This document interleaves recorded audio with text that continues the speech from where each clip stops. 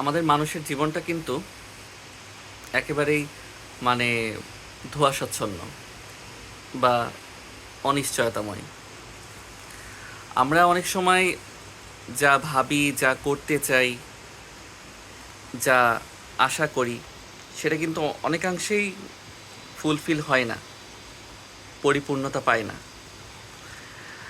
আমরা চেষ্টা করি পূর্ণতা দেবার বা আমাদের পরিকল্পনাটাকে একটা পূর্ণরূপ দেবার, কিন্তু আসলে সেটা হয় না। অনেক ক্ষেত্রে হয়, আবার অনেক ক্ষেত্রে হয় না। কিন্তু আমরা স্পেশালি মানুষরা যারা খুব অল্পতেই ভেঙে পড়ি, তারা কিন্তু মনে করি আমার জীবনে আর কিছুই হবে না, আমার লাইফে সব শেষ। কিন্তু একটাবার আপনারা একটু ভেবে দেখবেন যে আমাদের থেকেও বা আপনার থেকেও অনেক খারাপ মানুষ আছে, যাদের অবস্থা খুবই নগণ্য, যারা শুধুমাত্র বেঁচে থাকতে পারলেই খুশি। অনেকের হাত পা নাই, অনেকের চোখ নাই, কথা বলতে পারে না। এরকম অনেক মানুষ আছে, অনেক অনেক হিউজ। তাদেরকে দেখে নিজে আহ, যখন একটু রিয়ালাইজ করবেন যে না, তার থেকে তো আমি ভালো আছি, তখন দেখবেন একটা আপনার নিজের আত্মায় শান্তি লাগবে। প্লিজ কখনো আপনার উপরের জনকে দেখে আফসোস করবেন না, আল্লাহ সে তো উপরে উঠে গেল, সে তো এই জিনিসটা পেল, তার জীবনে এই জিনিস হলো।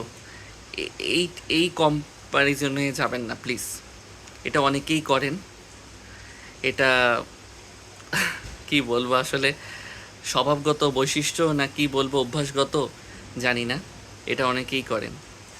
তো আসলে আমার পার্সোনাল অপিনিয়ন যেটা, আমি আমার নিজের মধ্যে কোনো সময় এই জিনিসগুলোকে আমি গ্রো হতে দেইনি একেবারেই। আমি সবসময় যেই পজিশনেই থাকি না কেন, যে অবস্থানেই থাকি না কেন, সবসময় আল্লাহর কাছে শুকরিয়া আদায় করি যে আল্লাহ আমাকে ভালো রেখেছে, আল্লাহ আমাকে বাঁচিয়ে রেখেছে। কারণ প্রতিটা দিনই কিন্তু আল্লাহর কাছ থেকে মানে মৃত্যুর কাছ থেকে ধার করে নেওয়া। এই যে ঘুমায় যাই আমরা, আমরা কি কোনো কিছু বুঝতে পারি ঘুমাই গেলে? তারপর যখন আমরা জেগে যাই, এটা তো মানে আল্লাহর বিশেষ নিয়ামত। আমরা আর একটা দিন দেখতে পেলাম, আর একটা দিন বাঁচার সুযোগ পেলাম, তাই না?